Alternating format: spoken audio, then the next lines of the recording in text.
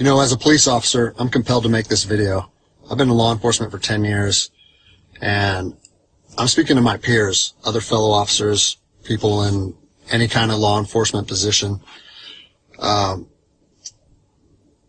seen officers nationwide enforcing tyrannical orders against the people, and I'm hoping it's the minority of officers, but I'm not sure anymore, because every time I turn on the television, every time I look to the internet, I'm seeing people arrested or cited for going to church, for traveling on the roadways, for going surfing, opening their businesses, going to the park with their families, or doing nails out of their own house, using their own house as a place of business, and having undercover agents go there and arrest them and charge them with what? With a crime? I don't know what crime people are committing by doing nails in their own house, but we're seeing this more and more and more, and we need to start looking at ourselves as officers and thinking, is what I'm doing right? Now, I want to remind you that regardless of where you stand on the coronavirus, we don't have the authority to do those things to people just because a mayor or a governor tells you otherwise. I don't care if it's your sergeant or your chief of police. We don't get to violate people's constitutional rights because somebody in our chain of command tells us otherwise. It's not how this country works. We're violating people's rights and taking money from them, or even worse, arresting them and depriving them of their freedom when they are exercising their constitutional rights. So let's talk about that. Let's read something right here off of the Declaration of Independence. All men are created equal. Among these, we have the right to life, liberty, and the pursuit of happiness. That to secure these rights, governments are instituted among men, deriving their power from the consent of the governed, meaning our power and any government official's power is derived from the people. Okay? We don't hold power over our citizens. It's contradictory to everything that our country stands for. And this is what I'm seeing. First Amendment rights, telling people they can't go to church, freedom of religion. Okay? Telling people they can't protest, freedom of assembly. Fourth Amendment violations, illegal traffic stops to check for papers. What are you, the Gestapo? Is this 1930s Nazi Germany? You don't get to stop people unless you have reasonable suspicion or probable cause that they have committed a crime. David 2, copy a phone call. That is not how our job works, okay?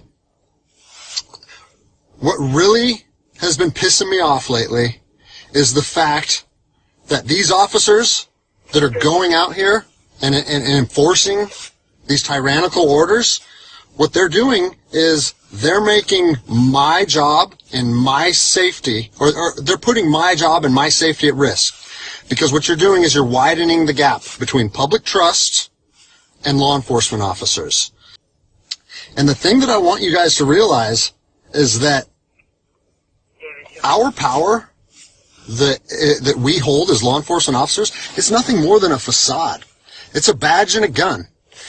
And that's what I'm afraid of. I'm afraid that these actions are going to wake a sleeping giant, i.e. the American people, okay? They are going to be put in a position where they won't have their rights trampled anymore.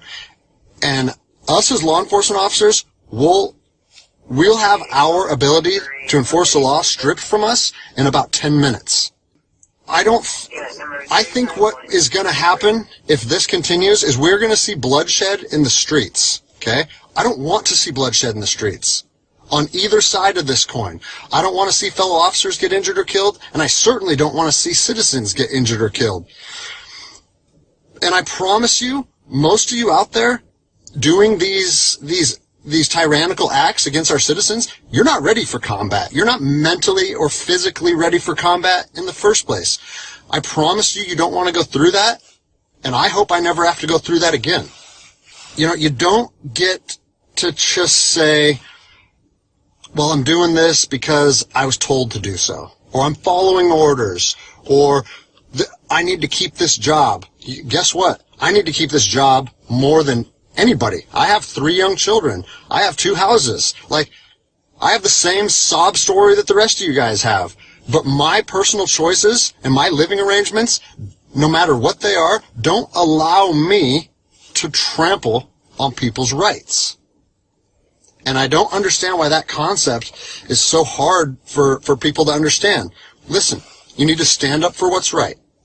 You need to, if you're part of a department or an agency that is asking people or asking their officers or their deputies to impose on people's rights and infringe on their freedoms, you need to step up and say, no, that's not me. That's not what I signed up for, and that's going against my oath.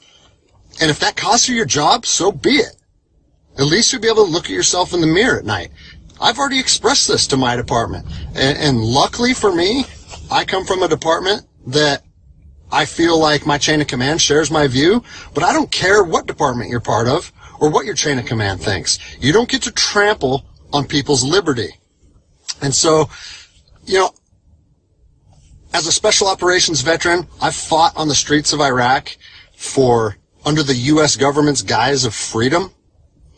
And I'm telling you what, the American people are going to you are going to wake a sleeping giant, and they are going to fight 10 times harder for their freedom on their soil than anything you've ever seen before.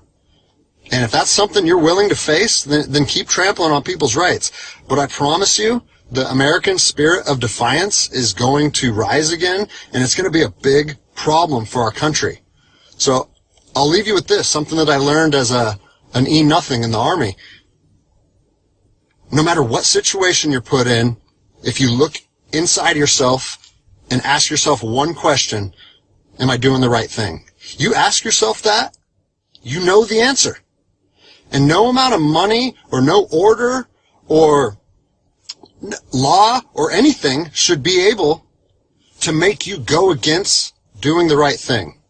So I'm imploring officers to look inside themselves and ask themselves, is this what I want to be doing to my citizens? And I think the answer is clear. And if we all stand up together, guess what? It'll be a non-issue, no factor, because people and law enforcement will be united like we should be.